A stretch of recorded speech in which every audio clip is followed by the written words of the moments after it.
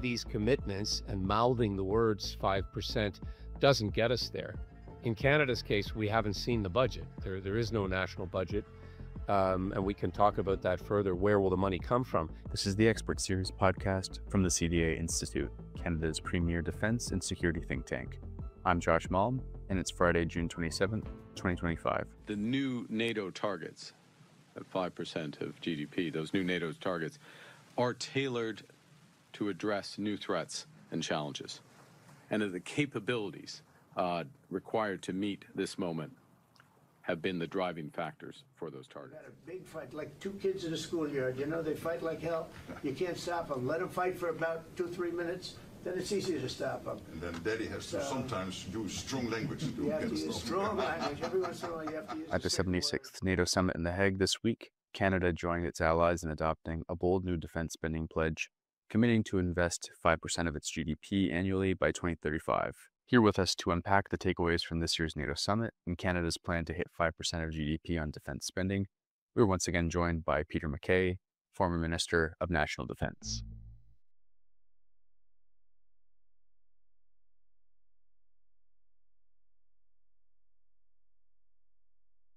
Peter, thanks so much for joining us once again. Pleasure to be with you, Josh. Thank you to you and the CDA. So, big news this week. It was the 76th NATO summit in The Hague. What were some of the key concerns, challenges, or opportunities going into this year's summit from your perspective? And maybe a second part of that, what do you think were the key takeaways from the communique, particularly for Canada? Sure. Well, let me take the latter question first. Unlike NATO summits that I've attended over the years, I think it's increasingly obvious that it's challenging to put together a communique that everybody will sign on to, most notably the President of the United States. We saw that happen at the G7. We've seen it previously at meetings, and maybe that's a good thing. These communiques are often very proscribed and sort of prosaic. They don't really, in fact, put out substantial progress reports. It's a lot of flowery language. So in this instance, the big takeaway, to be obvious, was the commitment by all 32 NATO members to aspire to get to 5% by 2035, so 10 years from now. And just to unpack that a little bit, the 2% of GDP spending by Canada was committed to previously by Prime Minister Carney, I think to preempt the criticism that we've seen leveled at Canada in the past. So both in advance of the G7 and this NATO summit, I think Prime Minister Carney wanted to avoid that spectacle and made the commitment. And maybe we can talk about that a little further. But the big takeaway was a recommitment by the expanded NATO, all 32, and the fact that they will hit that 5%, which is a massive increase, an eye-watering increase in terms of GDP dollars from national budgets. And the fact that there wasn't, I guess this is maybe setting a bit of a low bar, but there wasn't any, outburst from a mercurial president who came and left quickly, as he did previously. He was there, I think, less than 24 hours, but essentially said, look, the United States is going to be there for our allies. We're committed to the Article 5 and delighted that everybody is going to up their game in terms of investment in national defense spending. Well, that's a great scene setter, Peter. Thank you for that. It may be well obvious to you and I why NATO would want to extend the NATO defense spending threshold, but maybe for an audience who is not so versed in these subjects, could we provide some context? Like, what does the push to 5% defense spending imply about the state maybe of international security in 2025? What factors from your perspective might be contributing towards this push? Sure, that's extremely relevant. And, the impetus for the increase in spending is multitudes of factors, but most notably the insecure geopolitics that have unfolded in the last 5 years or more. But Russia's illegal invasion of Ukraine that really goes back to 2014, when ironically the initial push for 2% GDP spending began at NATO. Obviously, still massive uncertainty in the Middle East. The not only Israel, Hamas, Hezbollah, but now Iran conflict, although that's on a slow boil. Ongoing and very real threats to Taiwan and in the South China Sea by China. That is also a major factor that countries are keeping an eye on. And other parts of the world, terrorism has still not dissipated. Just the general malaise and instability that exists within the security threshold for countries, that urgency has caused countries, including Canada, to look very seriously at how they up their game. Now, more locally here in North America, we have very real ongoing concerns about vulnerability in the Arctic. I dare say, had Russia not got embroiled in a grinding conflict in Ukraine, they would have a much larger presence in the high Arctic and be much more menacing to North America. And we are seeing sort of the limits of their capabilities being tested, but they have nuclear submarines. They have missiles capable of reaching us quite quickly. And they have been recapitalizing airfields and military installations, including launch installations in the high Arctic. So those are all major factors. Canada, of course, participates in the Five Eyes in addition to NATO and NORAD. And so we are very much integrated with the United States in addition to our NATO allies when it comes to the security assessment and what's required. And I'll just end with, we have, and it pains me to say this, Josh, but we have allowed our military capability to deteriorate significantly over the last decade in both equipment, personnel, and most notably in readiness. And so the commitments are welcome. The prioritization is needed. Now it's time to deliver. And that's where I think there is some skepticism from those that I've spoken to.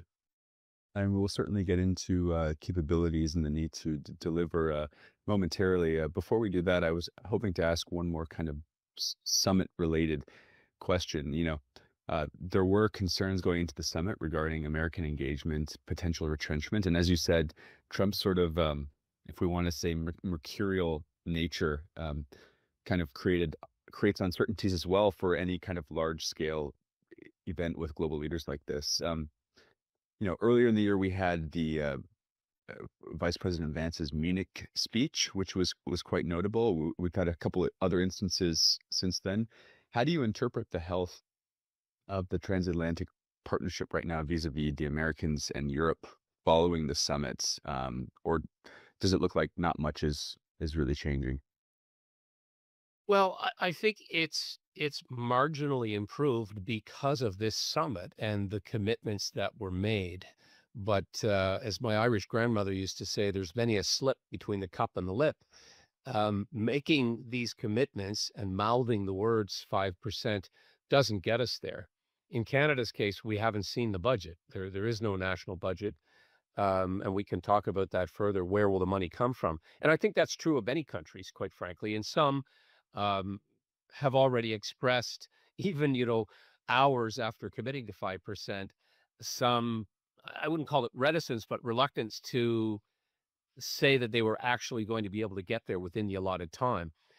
As far as the relationship's concerned, and I hesitate to say this, but the president is and has quite deliberately created a tremendous amount of uncertainty on trade, on security, on relationships generally.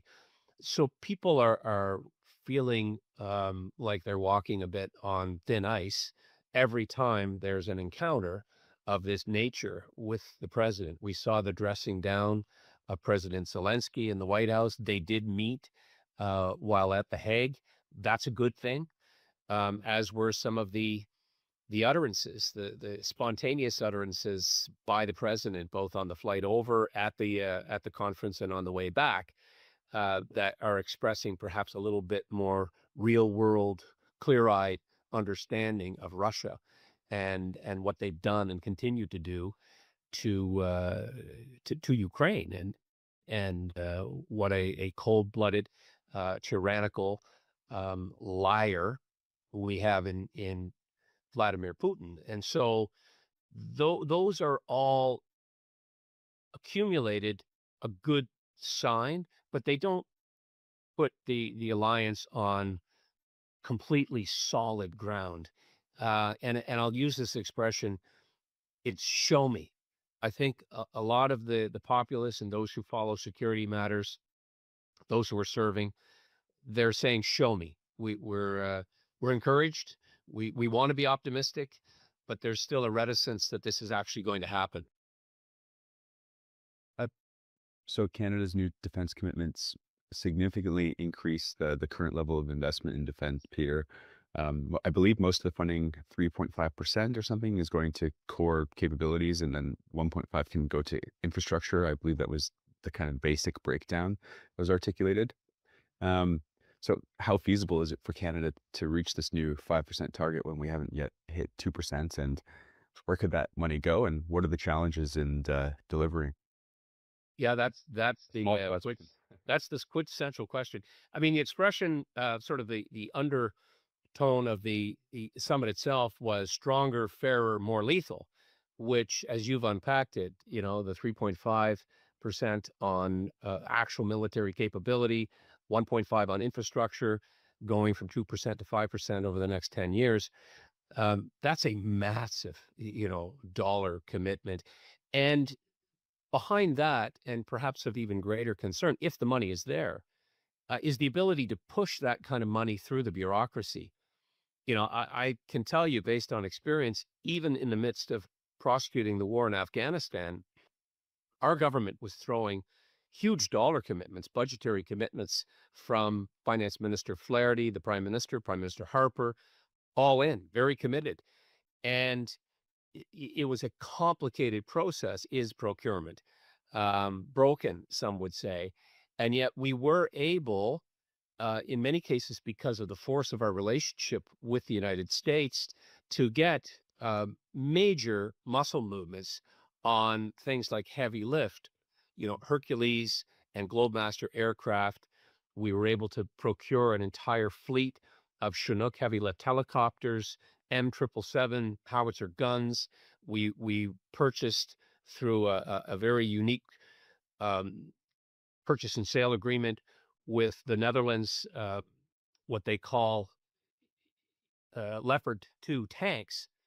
So heavy armor, all of those things happened not because, the bureaucracy went about the same approach that they would take to buying photocopiers, but we were able to do these things because of personal relationships that I and others had developed with other countries and other ministers and other leadership within those countries. I find it very hard, frankly, to believe that we're going to be able to, for example, make all of these purchases happen within the next 6 months, let alone the next 10 years. It's possible, it's feasible, but something is going to have to get fixed within the bureaucracy of Canada and other countries in order for that to happen. And the last thing I'll say is that you have this cross-threading of mandates. National Defense, of course, wants new equipment as soon as possible, a sense of urgency there. And then you have Public Works that want to design the perfect contract, not really possible. Then you have Industry Canada wanting every nut and bolt and washer made inside Canada. You have the oversight, as you would expect, of Treasury Board and other departments that sometimes play into this. So Prime Minister Carney has talked about a new Department of Procurement. That'll take time, a year or more to stand up. All of this is going to create headwinds in terms of making these type of investments happen. And as I said, the overriding question is the money there? Where is it going to come from? Is it cuts generating new wealth, or is it further debt? I'm wondering if you might be able to unpack a little bit more some of the institutional reforms that might be required within, say, D&D or the CAF to maybe ensure that some of these increases in defense funding can translate to measurable increases in readiness and capability. Yes, they've been given a clear signal that the prime minister wants this to happen, and he wants it to happen quickly. So it's the proverbial all hands on deck. I fear Parliament is going to recess very soon, and it goes into this sort of malaise of summertime slowdown. Then comes back with the force in the fall, and then you got 4 months to hit the 2%. Now, some of that spending is already has been outlined. They're bringing Coast Guard into the fold of national defense. That's over $2.5 billion. You're going to see increases in salaries and increases, hopefully, in the recruitment, because we're down about 14 or 15,000 regular force members currently. That would be job one, in my opinion. And then you'll have other expenditures that are long overdue, investments in housing, for example, in supports more broadly for military and their families. So you can see how the money that should be in the pipeline now may get us to that elusive 2% by Christmas or slightly after. The longer term plan that you're asking about will require, I think, institutional reform, possibly even legislative reform, to bring together, anticipated under this new procurement department. And we've seen it work in other countries. In fact, even non-NATO countries like Australia have been able to bring together specific military procurement focus and intense focus on moving these contracts forward. Still having sufficient oversight, still having the sufficient legislative cover to get the money out the door. We have in Canada, of course, a parliamentary budget office. We have the Auditor General. We have a military ombudsman. We have a number of other safeguards built into the system. But that can also slow things down. And then you have, the other reality, Josh, is that this is a minority government. And so there's going to have to be some, opposition support and opposition consultation, to be sure. All of that takes time. But hopefully there is a recognition of the massive urgency that we spoke of earlier because of geopolitical conditions, including, facing us here in North America. We have, adversaries coming increasingly close to our shores. I spoke about the Arctic. There will be intense pressure by the United States. There is all of these interlocking issues around trade and tariffs that, are working and bubbling their way through our system and our relationship with the United States. Big ticket items and discussions around this Golden Dome, Arctic defense, missile defense. I think the Canadian public, though, are out in front of it and are quite prepared to support these type of initiatives if they're done responsibly and transparently. Peter, you, of course, were a long-serving, the Minister of National Defense. Let's say you were in the shoes of the current defense minister. You're now told by your NATO allies that they want you to get to 5%. I'm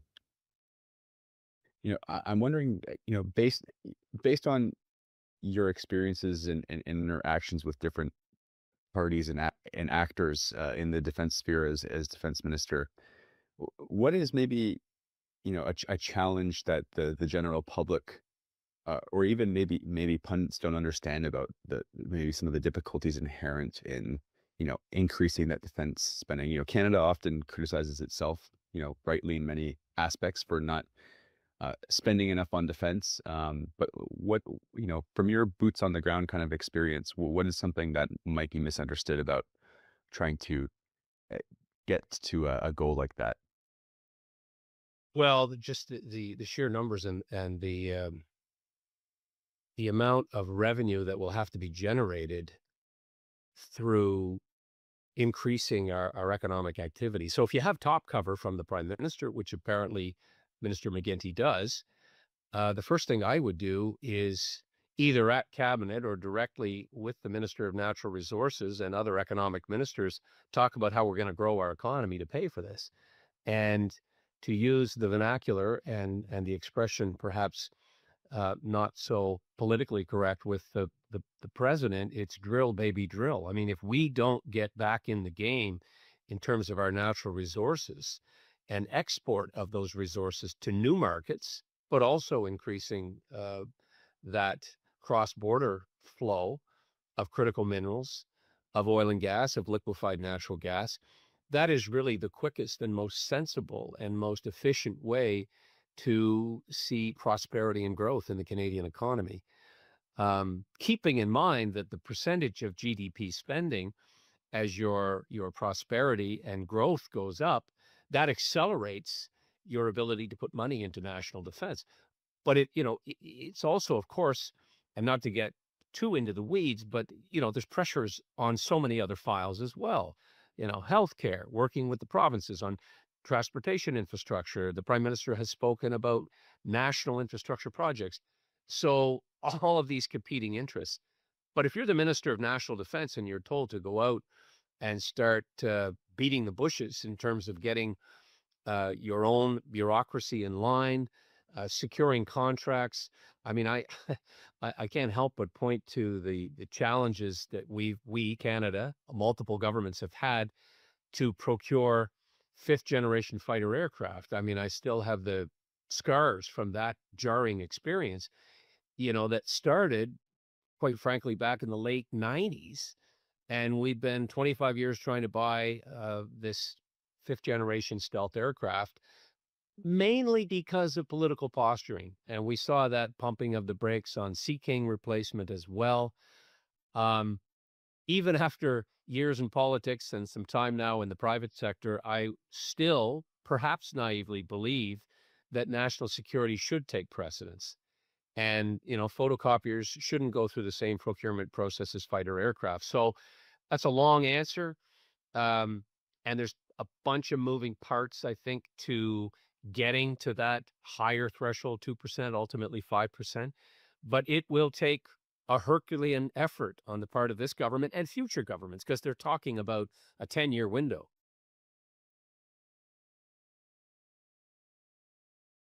Another notable outcome of the past few days, ahead of the summit, there was talk about Canada joining the Rearm Europe initiative, or potentially having a place in that. We saw the EU-Canada summit happen just before the NATO summit, where I believe EU and Canada agreed to strengthening a defense and security partnership. Peter, I'm wondering if you might be able to kind of quickly maybe tease out some of the potential implications of that, and maybe touch on how this attempts to diversify towards Europe impacts the Canada-US bilateral relationship on defense, if at all. Yeah, that's a fine line for the government and the Prime Minister specifically to walk.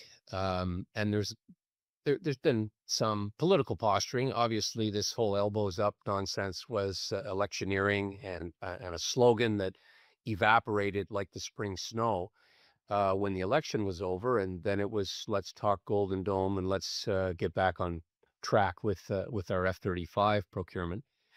But, having other markets, other options, working closer with the Europeans, which I think the Prime Minister is inclined to do, I don't see that as all bad. I think it also, it has to be a two-way relationship. We, Canada, also have to be able to sell goods, perhaps critical minerals and liquefied natural gas, agriculture products and other things, with the expectation that we may purchase some of their military hardware that's being produced in countries like Germany and France and others. And even within this Liberal government of the last 10 years, they've done that. They bought Airbus products for fixed wing search and rescue. So, and previous governments have bought marine things like submarines from the UK. All of that is sets a precedent. But to your question, we cannot afford to wrong-foot the Americans when it comes to our highly integrated and critically important relationship around the defense of North America. So NORAD, future discussions on missile defense for the Arctic. We know this president is easily offended and is thin-skinned, so it has to be massaged carefully, this relationship and what is said as far as working closer with the Europeans doesn't mean abandoning or damaging that Canada-US relationship. I think that's critically important. Now, a couple weeks ago, ahead of the summit, as you know, Prime Minister Carney made the announcement that Canada would be reaching 2%. And hopefully you got a chance to listen to the speech, but as someone trying to neutrally sort of observe it, I interpreted that, in some ways it seemed Mr. Carney had at least articulated a kind of clear-eyed view of the international security environment in some ways, and made it sound as though, this is the moment that Canada has to meet this moment and reach 2%. This of course came a couple weeks before the summit. Was that speech maybe just a bit on the rhetorical side? Was it kind of strategic, given the lead up to the NATO summits, knowing what we know now, that there's a new defense spending floor? Canada can quickly catch up to 2%, or at least show that it plans to. Or do you think that maybe this is a moment where Canada does start contributing more, realizes the precarity of the international security environment, and tries to be maybe a more proactive NATO partner? Or is it that maybe, we make the speech, we pledge 2% and more again, and then we fall back into kind of some of our typical behaviors with defense spending? What do you think? Well, I think, like you, Josh, and many others, I want to be optimistic. I want to believe that speech was sincere and came from a good place, and wasn't, politics or rhetoric, as you said. And I think that people are watching much closer than ever before. There is a shorter attention span when it comes to real progress. And I think if this doesn't start to show traction within a relatively short time, there could be a lot of blowback from Canadians, but also from allies, and most notably from the United States. I think the Secretary General of NATO will also be riding herd on countries like Canada. We're in the bottom 5 of 32 right now in terms of actual military spending, as you said. And even the, roughly 10 billion more that we have to get into the Department of National Defense by Christmas will be challenging. But it's feasible. As I said before, all of this is possible. And the good news is it has happened before. We as a conservative government put a lot of money into defense. The impetus, of course, was what was happening in Afghanistan, but other missions as well, and the demonstrable need that the Canadian forces were requiring those type of investments. We had good leadership within the Canadian forces from people like General Hillier and Atinchik, Lawson, others. And, because, I hate to put it so bluntly, there was a war, there was just a very real vibrancy and reality that was happening that required it. And Canadians quickly responded in very spontaneous and very authentic ways. The Highway of Heroes, the sobering, visuals of flag-draped coffins coming off the back of a Herc aircraft at CFB Trenton, that really awakened Canadians in a way that I've never seen. The geopolitics and being inundated in the nightly news of conflicts around us, and in the impact that's having on people, I think has primed the pump for our population to be responsive and supportive and demanding of the government to make these investments. And so, it's a well-worn cliche, but time will tell. We will see in relatively short order whether we're going to have these type of actual investments, procurements, things you could touch and see and feel when it comes to the Canadian Armed Forces. And they need it. They badly need it. None of this is a reflection on them as, our best citizens, our patriotic, serving men and women. And we need more of them. And, these are related issues. If they see those investments and new equipment coming, more Canadians will want to join. They'll want to be part of that. They'll want to feel that pride and purpose that has been a part of our history. But talking about Vimy Ridge and what we did at D-Day and Normandy, that's important for context, as is Afghanistan, I suppose, in the rear window. But we really need to recognize the current dilemma of not having a combat-ready, deployable Canadian Department of National Defense, or the CAF, as you put it, we need to up our game significantly in short order. Peter, few people in the country know the defense file as well as you, given your time as defense minister for so long.